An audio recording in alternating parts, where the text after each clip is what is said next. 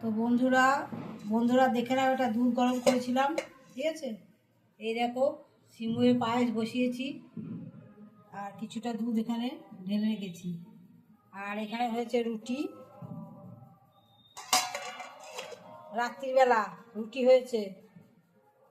আর হয়েছে ফাটাফাটা আলুর চচ্চড়ি।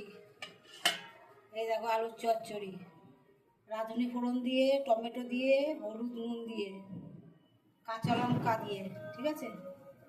আছে আলুর চচ্চড়ি। আর এখানে সিমুই হচ্ছে। আমি বোনের বাড়ি এসেছি, ঠিক আছে। আমার ডগিটাকে নিয়ে এসেছি। আমার ওদিকে এত বাজি ফাটছে, যার জন্য ওকে আমি নিয়ে এসেছি। ওই দেখো বসে আছে। তো আমি রান্নাটা এবার আমি করে দিলাম। আলুর চচ্চড়ি, রুটি আর সিমুই পায়েস।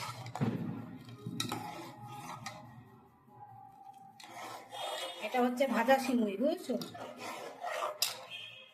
আর কিছুটা দুধ এখানে ঢেলে রেখে দিয়েছি।